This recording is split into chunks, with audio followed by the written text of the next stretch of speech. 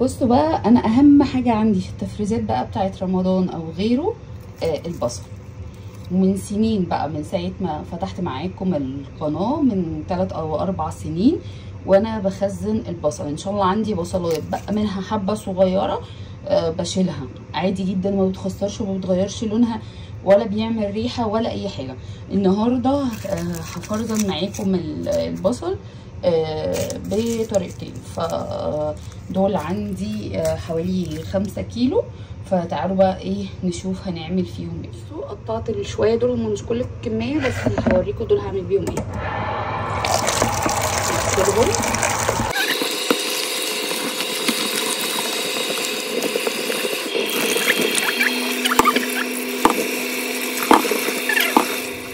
البصل بعد ما اتصفى تمام. جبت الكبه بتاعتي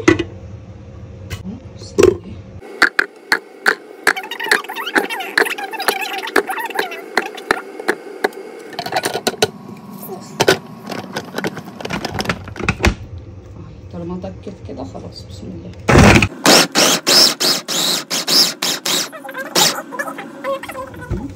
بسم الله. اللهم بارك. يعني شايفين البصل، اللهم بارك. تمام. هحط كام بصلايه تانيين اهو. تمام. عشان ايه اخلص من الكميه بتاعتي. اللهم بارك. واروح حاطه الخلطه بتاعي. تمام.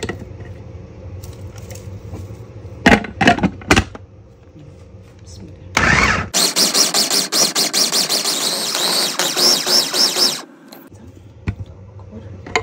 اهو عايزه انعم من كده مفيش مشكله، بس انا شايفه ان كده الفرم بتاعه حلو قوي، يعني لا ناعم جدا ولا خشن قوي، اللي هو الوسط بتاعنا بتاع كل الطبخات اهو. اللهم بارك. يعني فشيل دي من البوكس. بسم الله.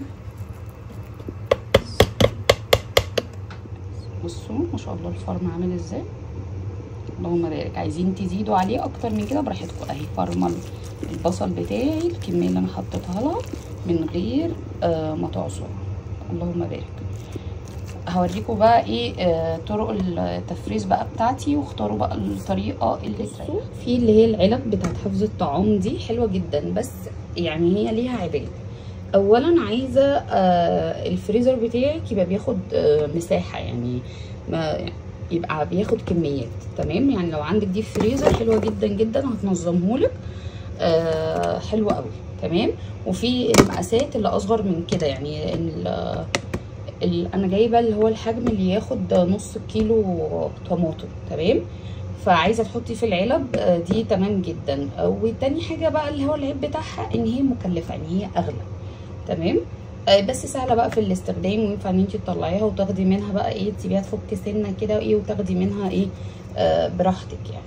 بس ادي اول طريقه لكيس الطعام باحجامها واشكالها يا جماعه. ده اللي هو الكيس بتاع السندوتشات العادي اهو. بنحط الحاجه ويا نربطه يا بنفرد الحاجه وبنتنيه وخلاص على كده. الكيس العادي. وفي اللي بتتقفل دي الزيبر باج دي بقى في منها احجام. يعني دي مثلا تاخد على قد الطبخه، حلو جدا شايفاه يعني مناسب على قد الطبخه. وفي بقى الحجم الكبير زي ما انتوا شايفين كده، تخزني وتفردي بقى براحتك وتقطعي ايه قطعه قطعه كده على الاستخدام. فانا بصراحه البصل انا هشيله في اكياس. تمام. اي بقى كيس عندك استخدميه. حطي بقى الكميه اللي انت عاملاها، ضربه نص كيلو، ضربه كيلو، ضربه 2، ضربه 10 براحتك بقى. تمام.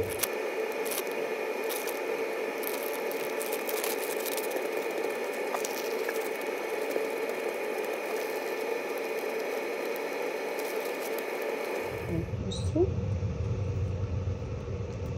على قد الطبخ حلو جدا، ولا احتاج ان انا اقطع ولا احتاج ان انا اعمل اي حاجه. حلو. ولو عملت منه 10 اكياس هياخد الكميه براحتي جدا جدا جدا. عشان اللي حابب ياخد لقطه للشاشه عشان يعرف الابعاد بتاعته عامله ازاي اهو. 75 كيس. ما شاء الله 2 4 6 8. عملت 8 من الاكياس دي، وعملت هعمل يعني كذا كيس بقى من الاكياس الكبيره دي اللي هي الاكياس الطعام. بصوا اهي دي اكياس الطعام، فردت فيها وتنيت كده بالمنظر ده زي ما انتم شايفين. تمام. ليه بقى؟ عشان خاطر المحشي يا جماعه بياخد بصل كتير اكتر من الطبيخ. تمام. فالكيس ده كبير قوي ما شاء الله، يعني يكفي الطبخه بتاعت المحشي. ولو احتجت حجم اكبر هاخد برضو من الاكياس دي، فانا هعمل كذا كيس برضو من الاكياس دي عشان خاطر يبقى سهله معايا. اخد الكيس كله على بعضه كده احطه في التسبيكه بتاعه المحشي. بصوا بقى الكيس الكبير ده انا حطيت اللي هي الاكياس بتاعه البصل كده من جوه، وهكمله وهقفل عليه عشان ما ياخدوش مساحه يعني. تمام. افتح الكيس واشد الكيس اللي جوه على قد الطبخه، وفي نفس الوقت هيكتم لي ريحه اي بصل او اي حاجه. تمام. بصوا حطيته هنا. هكتب بقى ايه عشان ابقى عارفه، عشان انا هعمل كذا نوع طبخ ومحشي. تمام. عشان لو انا مثلا مش موجوده في البيت وطارق عايز ياخد حاجه يبقى عارف ده انهي نوع بصل. تمام اهو. عايزين بقى تكتبوا التاريخ، اي بيانات يعني اي خضار بقى عايزين تخزنوه تكتبوا عليه نوعه وتاريخه وكل حاجه، فانتوا تبقوا عارفين كل المعلومات عنه. اهو كده ايه خلاص اول نوع من تفريزات البصل بتاعنا خلص الحمد لله. بصوا لازم ادخل البصل في وقتها عشان خاطر ما يجيبش ميه يا جماعه. تاني حاجه بقى هعمل اللي هو الفرن الخشن. تمام. عشان خاطر بحتاجه في التتبيلات بقى، بانيه، بفتيك، فراخ. بحب احطه كده في انواع معينه من الكبسات عشان مثلا احمر بصل او حاجه للكبسه. فانا عايزه يبقى الفرن بتاعه خشن، مش عاوزاه ناعم. بس الفرن انت بتتحكمي فيها زي ما انت عايزه. هعمل على السرعه الهاديه واشوف. نفتح كده بسم الله. الله اكبر. هو بقى ده الفرن الخشن اللي انا محتاجاه بالظبط. براحتنا بقى يا جماعه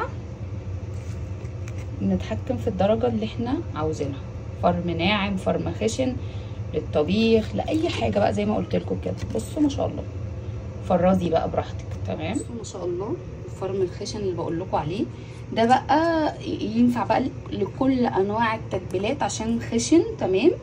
وفي نفس الوقت ده اللي انا بحب احطه على الرز بتاع المحشي وهو ني. باخد حبه كده من الخشن وادعكم مع الرز مع البهارات، بيخليه في حته تانية خالص. تمام. اهو عملت كده ايه طبقين. عايزه اقول لكم ان الطبق ما شاء الله يعني بياخد نص كيلو من الطماطم. تمام. المفروض دي بصوا كميه قد ايه بصل، فكتير ما شاء الله اللهم بارك. اديكم شفتوا الكميه اللي احنا فرمناها مع بعض. ما اعتقدش يعني انك في رمضان هتحتاجي كميه اكتر من كده يعني. تمام. خاصه مع كميه البصل اللي احنا عاملينها للطبيخ. برضو ينفع تستخدميها عادي برضو في التتبيلات وفي كل حاجه. اهو بس تعالوا برضو نحطه جنب اخواته وبسرعه في الفريزر. بصوا كده هبتدي بقى ايه تفريز النوع رقم 3 من البصل. لو عندكم الكيتشن ماشين دي يا جماعه فهي فيها السلاح ده. تمام. او المبشره العاديه، ده اسهل حاجه. ينفع ان انتي تبشري بيها اللي هي بتاعت حلقات البطاطس دي الشيبسي. اسهل حاجه تعملي بيها البصل. تمام. وموجوده بقى في المبشره العاديه ومبشره البطاطس. بسم الله.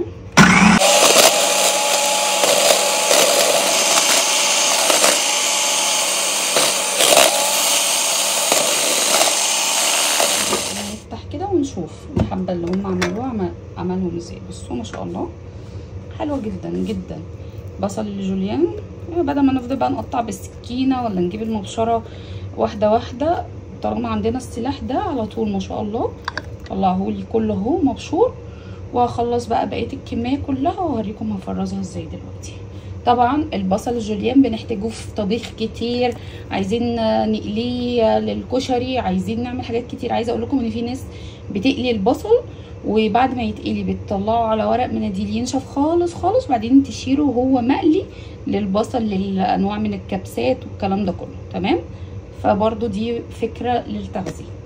ادي اهو تالت نوع، يعني فرمناه ناعم، فرمناه خشن للتتبيلات، وادي البصل الجوليان بتاعنا كله ما شاء الله ما بيغيرش لونه لو قعدتيه بالسنه في الفريزر من غير نقطه ملح من غير اي حاجه. بس اهم حاجه بشرتيه، عملتي اي حاجه تاخديه في ساعتها تحطيه في الفريزر عشان ما ينزلش ميه، وتطلعيه على الاستخدام على طول. ما الحاجات اللي احنا مفرزينها يا جماعه ما بتطلعش تفك، البصل ما بيطلعش يفك، الفلفل ما بيطلعش يفك، هو مش عصير تستنيه يفك، بتاخديه على الطبخه على طول زي ما هو كده وبيفك جوه الطبخه.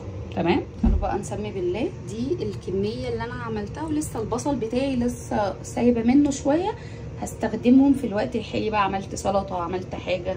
تمام، دي الاكياس اللي احنا فرمناها فرم ناعم، قلنا للطبخ وللمحاشي، ودول اللي احنا فرمناهم فرم خشن اهو، قلنا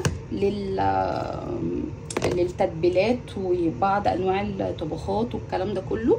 وادي البصل الجوليان بتاعنا. تمام، وعملت لنفسي كيس كده استخدمه لو احتاجته، يعني ما احتاجش يعني اخد من دول اللي انا شايلاهم. وبرده الفرم الناعم برده عملت لي كيس برده للاستخدام الحالي. الحاجه دي طالما قلنا تفريزات وهتتشال لرمضان يبقى تتشال زي ما هي كده لرمضان، ما نسحبش منها. تمام، ادي اهو والله العظيم الحاجه بتفضل من السنه للسنه ما بيحصلهاش حاجه، وبتفضل بلونها وكل حاجه. انا اول ما خلصت معاكم البصل ده اهو بصوا حتى جمد، دخلته الفريزر على طول. ده دخلته الفريزر حتى هتلاقوا العرق بتاع التجميد. تمام، ونشيلهم بقى عشان ما يجيبوش الميه بتاعتهم. وزي ما قلت لكم ساعه التسويه بناخد الحاجه اللي احنا عاوزينها وبننزل على الطبخه بتاعتنا على طول، ما بنستناهوش يفك. بس كده، ودي اول تفريزاتنا لرمضان ان شاء الله. يا رب على خير ويعيدها علينا وعلى الامه الاسلاميه باليمن والخير والبركات يا شاء الله. ده كان عندي برضو فلفلتين كده، واحده حمراء وواحده صفراء، قطعتهم جوليان. وبرضو عندي اصلا كانوا في الفريزر متجمدين، وانا بس حبيت اوسع مكان للبصل، فبوريكم الحاجات الاساسيه اللي لازم تبقى موجوده في الفريزر عندي. الخضره دي والله العظيم بقالها شهور بنفس اللون وبنفس الخضار ده. تمام، الاكياس اللي كنت مفرزناها خلصت، وهعمل تاني معاكم، بس انا بوريكم نبذات كده عن الحاجات اللي بتبقى لازم اساسيه موجوده في الفريزر. عنده فلفل رومي اخضر اهو برضو متقطع شرايح، حاجه ما شاء الله والله من غير ولا نقطه ملح يا جماعه، والحاجه بتفضل محافظه على لونها وشكلها. واهم حاجه ما نطلعش مثلا الفلفل ونسيبه يفك ونقول اصل جايب ميه، لا وهو كده سليم اهو. ناخد الكميه اللي احنا عايزينها وننزل بيها على الطبخه بتاعتنا.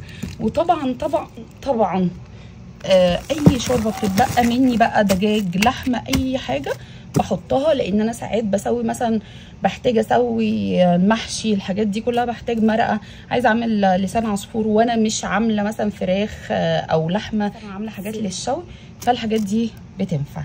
بس كده دي نبذه مختصره عن بدايات الحاجات اللي اهم حاجه الاساسيه اللي لازم تبقى عندك في الفريزر بتاعك.